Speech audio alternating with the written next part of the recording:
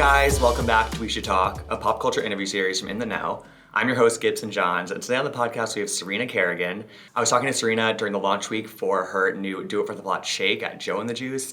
It's available at any Joe and the Juice across the country all summer. And, Serena has expanded her brand in so many kind of unexpected, unique, very much her ways. She has her own card game, she has the shake, there's other things, there's a live show. And these aren't things that every content creator is doing. And she's really kind of carving her own path. And to hear her explain it in this interview was so fascinating and interesting. And it really does all connect back to this sort of larger story that she's telling with a character that she's created online. And we really unpacked a lot of this stuff. And again, she just has this, she calls herself the Queen of Confidence, and she lives up to that. And not in a way that's intimidating or cocky. It's a way that you kind of, after talking to her, you want to take some of that with you. You want to, she has all these mantras and pieces of wisdom, and she really is such a wise person. And, she thinks through everything she does. And you learn something from her just by hearing her speak and answer some of the questions I asked. And I don't know, I just found our conversation to be so awesome, and I loved talking to her. I could have talked to her for like a whole afternoon. So yeah, I really think you'll all love this conversation. If you are near Joe and the Juice, if you pass one this summer, get the Do It For The Plot shake. It's delicious. And keep listening for my interview with Serena Kerrigan.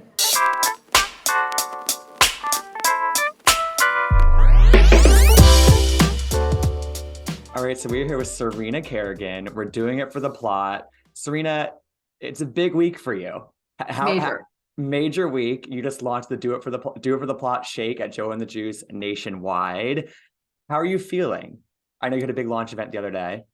Last night we had a launch event. I think 300 people came. It was amazing. My fan base community goes so hard. Let me tell you, they show up for me. I saw people came from Boston. They literally came from Boston. They came from all over. There were people that had met at my previous events before that came together. I really always love to remind my community to show up alone if they don't have a friend to go with, because I feel like it's That's nice. They're, this is my SF crew. They're all empowered women. I remember at one point I asked the audience, because we did a Q&A, who here hasn't spoken to themselves in the mirror, and only one person raised their hand. And I was like, we're going to the bathroom after this and we're going to do it together. But it just shows you how the community is so they're empowered and they're so supportive. Anyway, it has been an amazing week. It's so surreal. And to be honest, it hasn't really hit me yet how major this is. Yeah. But it's an unbelievable opportunity. And I feel like it just further pushes along the message of doing it for the plot, which is to be an empowered individual who realizes that they're the main character of their own story. Well said. And honestly, anybody who's anyone has their own blended drink at somewhere, at some outpost somewhere. So you're on that list now. Well, no one has it nationwide. Let me just say. Sorry, but there we go. Just gotta remind. I love that. That's a good caveat. And hopefully soon global, obviously. World domination. Obviously. What's the feeling like when you get tagged on the Instagram story of somebody drinking the shake? Are you kind of getting does it give you that feeling every time you see that in your DMs, oh my God, people are out there asking for this shake, it's because you made it happen? Yeah, it's an amazing feeling. It's amazing because it's about the story. I think I didn't go out and say I want to make a shake. I love shakes. Right, yes, I do. But it was about for me, it was about confidence. How do we push this message of confidence and tell the story about being a confident individual through a product that has such a great global reach and is a really well-loved destination? We know that the tuna cotta went viral.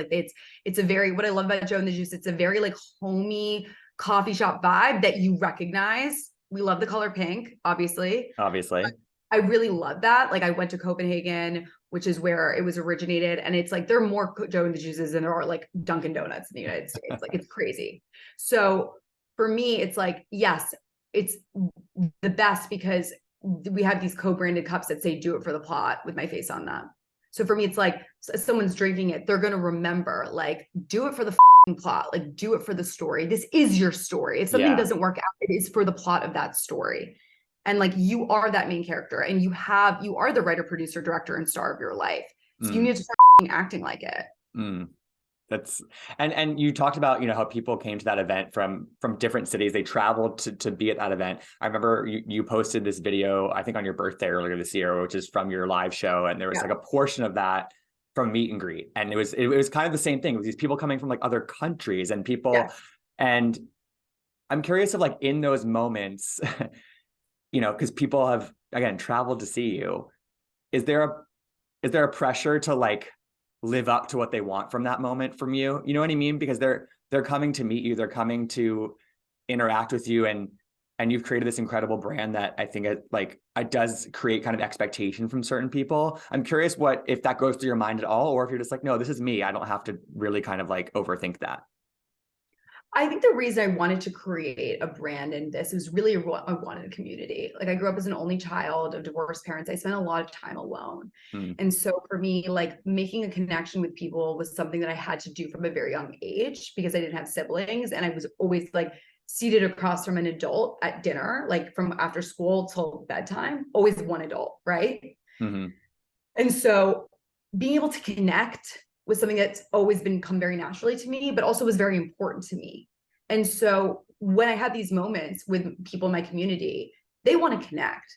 There's not this expectation of like what, you know, they want to make a connection with me, and that is something that I want to do too. Of course. So it's this just like it's a very easy flow because it's not like that is the whole point of this brand is about connection and feeling empowered and having like that confidence to walk into a space and maybe not know anyone in the room and going up to someone and saying hi. And last night that happened. These group of 5 girls were like, we all just met and we all just moved here and we're all just friends. And then I found this other girl that actually I went to high school with who was alone. And I said, I'm introducing you to someone. I brought her and I said, please meet her. Like, she's amazing. And then it's like, they all became friends. That's the point of all of this. Yeah. And so it's when I meet them and they come and travel so far, it's like, well, okay, it means I'm doing something right. Like, of course, like selling a shake, amazing. Like, that's so awesome, but it's about the story and it's about really like making an impact in people's lives, but not in the sense of like, I feel like people say to me, like, you've changed my life. It's like, no, I didn't. I gave you the tools for you to change yours. I just communicated a message in a way that made sense to you. Yeah. I'm not doing anything new here. Talking to yourself in the mirror isn't anything I created, but the way that I communicated talking to yourself in the mirror was something that was helpful for me. Like, I didn't like the affirmations, the I am worthy, that like Pinterest mantra that I thought was corny. So I was like, what would I do? What would I say to my best friend? Like, I would say, you look hot. That's the thing I say in the mirror. That is what makes me feel good. Right. So I think that that's what it is. I think, yeah. And what is that feeling for you when, I mean, because you have all this confidence and it clearly sheds off onto the people who are so loyal to you and then love everything you put out there.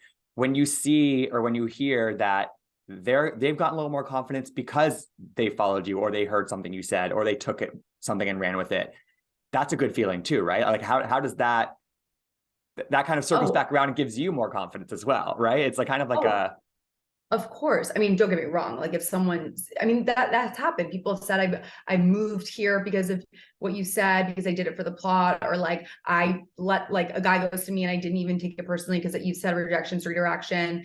You know, like I didn't chase after this girl that I was dating because I'm a prize and prizes don't chase winners. Like, yeah, like, are you kidding me? Like that's the goal here. Like that's always been the goal. Is to empower. Like I said, like about 3 years ago when I quit my job, like I wanted to be like the Oprah of confidence. Like when people said confidence, I wanted them to think of me and I wanted to monetize that for sure. But I really wanted to, how do I get the message out to as many people far and wide? And I think really at the end of the day, like, yes, I call myself the queen of confidence, but if I was really the queen of something, I'm the queen of communication. Like whether it's my card game, whether it's my, like the mantras that my SF commandments, as I like to call them, or whether it's like the shake was for me a way to communicate the message in a way that like to eat.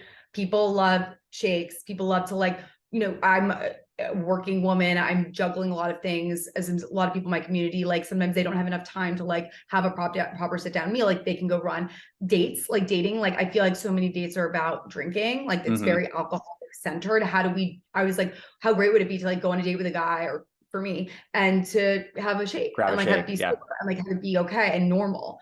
So, but at the end of the day, it's about communicating the message. Yeah, And absolutely. that's what I think that like in terms of marketing, I'm very good at. It's like I think people get lost in we need to sell the product. You're not selling a product, you're selling an emotion, you're selling a story. That's what Yeah, you're selling. Because that's what totally. people want to feel, right? Yeah, and I was gonna say, I mean, as we said before we started recording, I'm really good friends with Macy, you've worked with, and she worked on the card game with you. And before I even knew about the card game, she brought it we were at American Bar, by the way.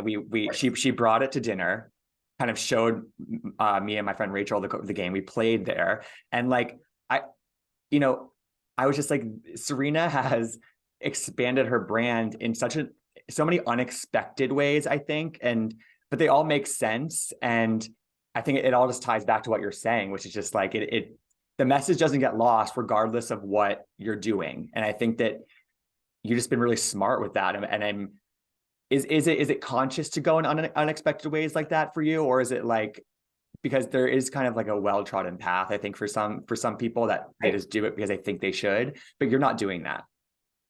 I think if someone's done it, I don't want to do it. So Yeah. that's why like everyone on earth has said do a podcast. I can't do it.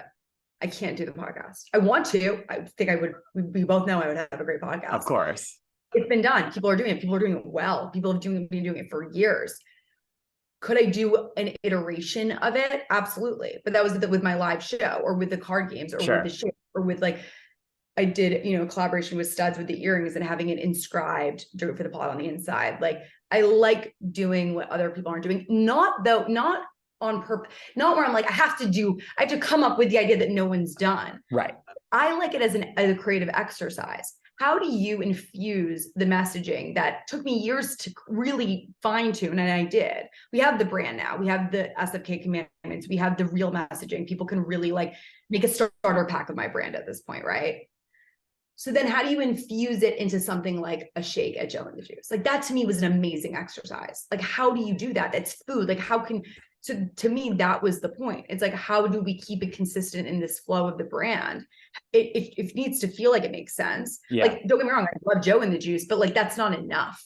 Right. And like, it's because it's like, you want people to leave, yes, feeling fulfilled, feeling like they just had a really yummy shake. And like, of course, but how can we go a step further and make them feel empowered through food? Yeah. Interesting. No, really, like it's the challenge for you. It's the challenge for you. It's so fun. It's so fun. And honestly, it's funny you bring this up because I literally was like, what's next? Like, what's the next one? Yeah. Because it's totally. like, what, like at this point, if I can do food, if I can do jewelry, if I can do sweatshirts, if I can do cards, like I can do anything. Yeah. Yeah. And I can't even, I mean, I've done like 700 celebrity interviews and I can think of so many that like I'm talking to the person and it's like, yeah, it's clear they just slapped their name on something and called it a day just because it was a quick check. And none of this is that for you. And it's like, I think maybe on the surface, it's like, oh, she's doing a shake, like why, whatever, but you're explaining it. And it's like, no, it makes complete sense. I mean, look at the imagery from the campaign. Like I'm literally naked in it. It's like, well, why? It's because like we had a dress, a great one. It was from the Attico, and it is in some of the store images because it's a little less risque. But like I did it because we were on set and like I was posing with like a jewelry bra, and I was like, wait, I'm sorry. This whole thing is about doing it for the pod, and like we have the fruit, and like it feels very like raw, and like it's summer, and we're gonna be naked, like we're gonna be in swim, we're gonna be like. So it's like that again. That was a choice where I'm like, I'm taking it all off. And that was like a creative choice that was very intentional. It wasn't like, oh, I want to look hot on this thing. It was like, how does this align with the messaging of the campaign? And everything goes back to the messaging. And I think that is what, like, I think, like, I'm just obsessed with marketing. Like, I think it's so fun because your mind works like that. Right. But you're telling a story. It's all people. Why are we obsessed with Super Bowl commercials? Yes, we see like famous people, but it's because they tell really great stories. Why do we love the Apple commercials or the Google? They always like make us like cry because it's about the story. It's not about the product. And I think it gets really lost. It does. And even working with brands, they're like, we need you to say X, Y, and Z about the product. I'm like, no, you need to leave people feeling an emotion, and then they will register that emotion with the product. They will, and they'll be more likely to buy it. And not every time. Sometimes people actually want to understand the minutia. But for me, it's like now when people think of Do It for the Plot, they're going to think of Joe and the Juice, you know, Mm-hmm. they'll think of the Shake. That was, and vice versa. Yeah, I interviewed Girl Boss Town from TikTok, and Yeah, she's being hired by brands to consult for them in some of these ways. Have you ever been asked to like consult for people and then talk them through some of these things and be like, okay, how do I actually make this authentic and me? Do people ask you that? Absolutely. Yeah. And I'm really good friends with Robin, and she was actually, I think she was the person that, it's so funny that you mentioned her, because I saw her a couple of weeks ago and I hadn't told anyone about this campaign, and I showed anyone the images and whatever. And I showed her and she goes, it was the first time where I was like, oh, this is really like major. She was like, this is like next level for you. Like, this is crazy. This is like really a level up for your brand. And that's when it kind of dawned on me, like, oh, wow, like you're right. Like, this isn't just like, you know, something I've done before. And that's the thing in terms of consulting for brands. Like, I would absolutely love to do it. Right now, I'm very much in my, like, how do I amplify my brand? For me, it's definitely a second act thing, you know, when like I'm over it. I'm like, absolutely. But I do it like, I do help my friends with their own businesses. It's just something that I love to do. Like, I love, like, because I think it's also about creating a character. Like, I created a character online. SFK is a character. And how do I constantly create for her worlds and create, like, you know, Plan B, I've worked with them multiple times, right? Because it's like Plan B fits within SFK's world, right? She's an empowered woman dating, and like, and so it's like, again, but when they come to me, I think about not that, you know, I do think about the product, obviously, and how amazing it is, and how empowering it is to have something like this, but also beyond that, like, how does it fit within the SFK bigger lifestyle? Picture? Yeah, 100%. Well, I mean, you mentioned consulting with Robin, and like you're good friends with her, and I think about this TikTok that went viral earlier this year a lot, just about like going to influencer events. This one girl said that she like had a bad experience. People weren't friendly. People weren't welcoming to her. But I mean, just in that one anecdote you just told me, like that's not been your experience at all, and you have more of a camaraderie. Is that something that you that's not your experience, clearly, being in this world? Like, what do you think about that? I find that so because I started at Refiner 29, I was started in like more of the Instagram era, and I found that to be a lot more exclusive. People wouldn't follow, creators wouldn't follow each other. It was very insular. TikTok is a very different beast, and I think that community wise, like in terms of the community of creators, like we're all in a group chat, all the New York City girls, like, you know, I'm in like an Equinox one with all the New Yorkers, like we go to the West Village, we go to classes together. Like, a lot of creators came to my event last night, a lot. And it was actually a community forward event. It wasn't even for influencers. I really wanted to make it about the fans and about, you know, for a space for them. Yeah. But I invited my creator friends because I love them and I support them. And a lot of showed up. And it was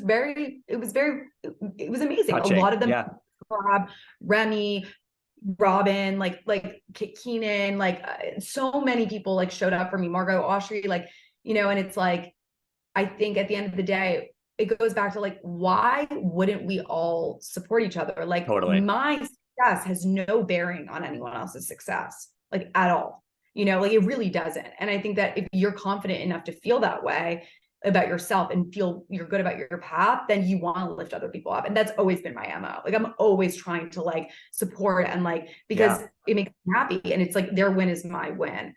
I think though, I think it doesn't surprise me though that a girl goes to the party and has a difficult time, and that happens. I mean, it's kind of a self-fulfilling prophecy though. I think it's kind of like maybe she wasn't open to that energy. You know what I mean? Like, as you're somebody who's an open energy, you know, that's not totally. And you know, but too, like, when people have a following, there is a level of self-importance. People follow me. People watch everything. People want to know what I'm eating and wearing, right? So that exists. So it's very easy for you to become entitled. It's very easy for you to have a big head. It's also very easy for you to surround yourself with people that say yes to you. Because I always knew since I came out of my mother's stomach, C-section baby, that I was going to be famous and I was going to have a following and I was going to be a public figure and I was really going to make something of it. Like, beyond just like having it to have it, but really try to like push a message. I didn't know what it was, but because I always knew this within me, I've been preparing this for this role for my entire life. So I didn't blow up overnight. I have never blown up overnight. I've been working at this for literally Yep. a very long time. So as a result, I don't feel that sense of entitlement or like, I don't, because I've been prepared for this. I surround, my best friends are all doctors and lawyers. Like I don't, so it's like, I stayed very grounded, or I try to. And so and further, I'm going to say this, and it relates back to the campaign.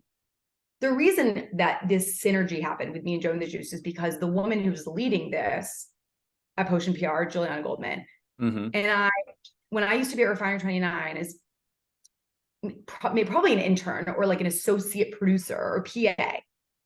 You know, I was producing a lot of content and I was in touch with a lot of publicists, and like I was always extremely nice, always, because that's just like what I was taught. Always. Like your reputation is everything, and just be nice. It's literally free. It takes no time. Like just be nice.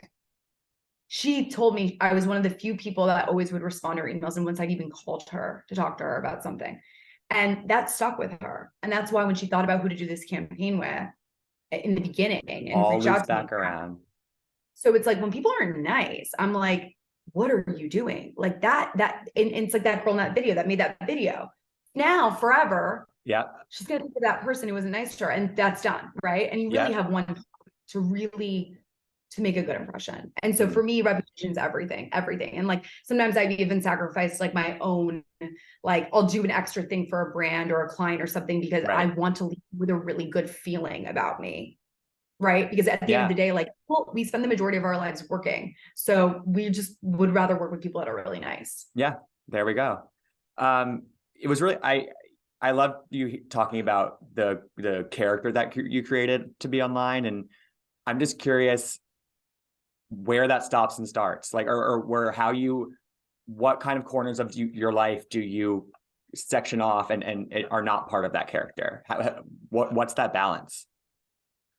I think it's interesting because it's like when I was in 2020, when I quit my job and I started going live every day, like right around the live show, started doing Let's F*** the live show. Like I would go live every day. I had that show Quarantinis with SFK. And I just like, it was such a like liberating, like I didn't give, like I was so fearless. Like I shared everything. Like I was live for an hour, drinking, cooking, talking about everything. And I think unfortunately, like as you build more and more and more, and the stakes get higher and you actually have a brand to preserve, like that liberating feeling of being able to say anything online has unfortunately like dwindled. Like it just like I can't afford to do that anymore. Like there are people that I literally am paying their livelihood, like beyond my own. Like there are people that I'm paying and like I can't just like, this isn't about me anymore. This is something bigger. So it's like, and further, I feel like, you know, what is the point? What's the intention behind sharing something? I do think that the character served as a real buffer for me in my real life, but then online as well, right? Because it's like, if I say something as SFK and someone shits on it, well, I'm like, well, that's a character anyway, so I don't care, right? Yeah. I think the real act of courage and the real true test of being confident is being able to show up as Serena. And if they don't like it, being okay with that as well. And not being like, you, I'm the queen of confidence, whatever, which is super fun.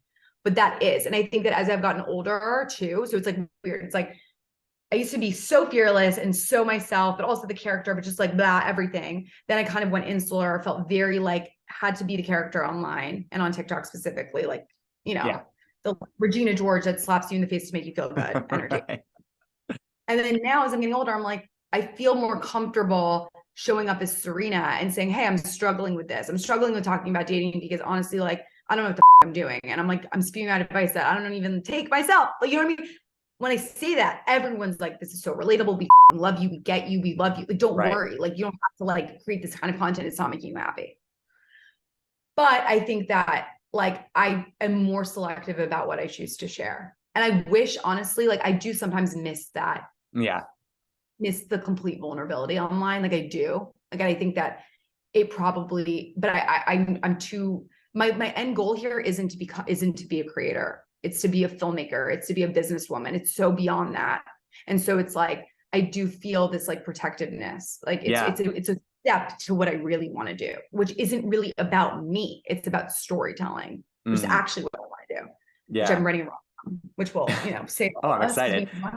But just really quickly, like, so one more thing, which is like, but with dating, I show up as SFK. And I'm very sensitive and fluffy and soft on the inside. And so I needed this buffer, this sort of a guard. Okay. Yeah. guard. And some men would be like, I'm not going out with this girl again. And then other men would be like, I noticed you're doing this and I wanted you to tear, like, I see you're doing this and Interesting. like, let's get it tear it down. And then there's other men that I don't even have that guard with. And that's how you know. Yeah. That's how you feel safe, right? Totally. It's when yeah. I to the end. And it's interesting because I feel like either approach, which is like, when you're doing your live show and you're sharing everything just totally off the cuff, the quote unquote danger there is I'm going to share too much. I'm going to say the wrong thing. I'm going to let people too much in. But then on the flip side, creating the character, it's like, I think it gets back to like that expectation from before of like, if you're going to Joe and the Juice and somebody sees you and they want you to be Regina George who slaps them in the face, but you're not feeling that right at that moment. You know what I mean? So it's like either way, but totally. But yes, it's not always so black and white, right? Totally, like totally. People expect me to be like a soft, genuine person. Yeah. My audience is smart enough to know, I'm not always like, let's go do I'm not giving them enough credit. Yeah, exactly. Yeah. Oh my God. Like she didn't slap me across the face. What the hell? That's funny. No, but I think they do want those sort of morsels of advice and the mantra. Yeah, the totally. way to it can be various ways. I think it's about what I've realized is that when I choose to show my vulnerability, people love it because that's what confidence is actually being able to be vulnerable. So I dabble. Yeah, you dabble. I love that. Well, Serena, this has been so much fun. I feel like I've learned a lot from this. You're amazing. Oh my God, I'm so glad. I love you. And so is the shake available all summer? Yes, all summer long. And if y'all really like it, then we could maybe extend it as well. Keep it going. Keep it going. But people have literally been DMing me like, this is my favorite thing on the menu. Like people are literally loving it. So I'm so happy. I can't wait for you to try it. You must. Yeah, I was supposed to come on Tuesday, but then I had a meeting, so I couldn't come. Yeah. It's all good. But yeah. Please get to it. So exciting. DM me. Thank you so much. You're amazing. Oh my God. Let's do this again. This has been so much fun. All right. Thanks so much. Thank you. Bye. Thanks for tuning in to We Should Talk. I hope you enjoyed the interview. You can find out more about In the Know at intheknow.com. You can follow me, Gibson Johns, at Gibsonoma on Twitter and Instagram. And you can listen to all of our interviews, past and future, by searching We Should Talk wherever you get your podcasts. Hope to see you next time.